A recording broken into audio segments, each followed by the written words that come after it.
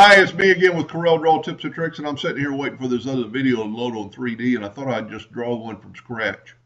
So we're going to start over. I'm going to take the ellipse tool, doesn't matter what really size you make it, go to Windows, Dockers, Object Properties, and select the conical fill, and then select elliptical fill, and always bring in a gray in the first one. And then you can play with your slide bar and make it a little less. And this is a pretty cool project. And then hit P and put it in the center of the page. Holding down the shift button and put it to the top of this. Control, well, matter of fact, we're going to make it a little bit smaller. So if you hold down your shift key, it'll make it smaller from that object.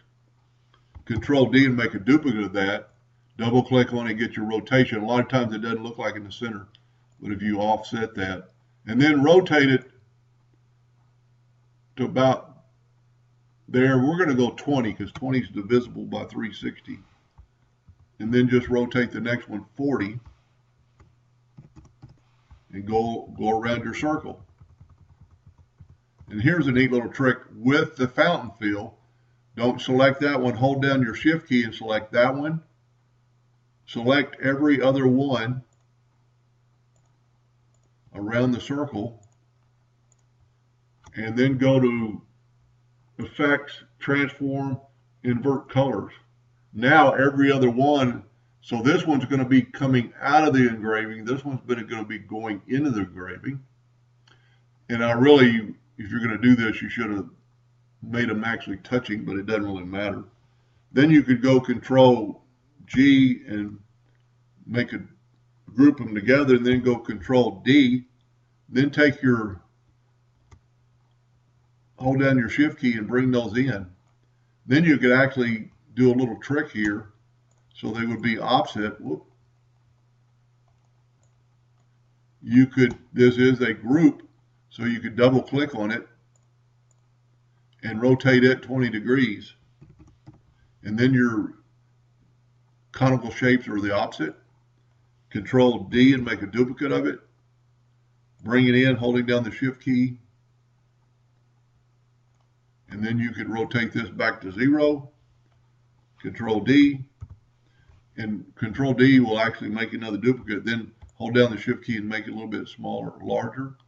That's a little bit. And what I like drawing about the center of the page, because you could do that. And then what I would do is, in this particular case, I wouldn't actually engrave this, but you see where I'm going.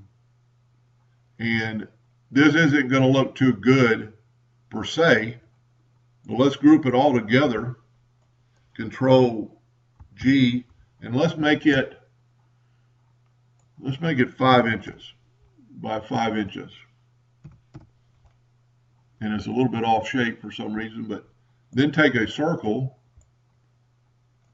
and make it, I didn't hold down the control button, make a perfect circle, and make the circle 5.5 by 5.5, and then fill that circle in with black, and then hit P, and then put it in the back of the page. Go to Arrange, Order, Back of Page, and look at that.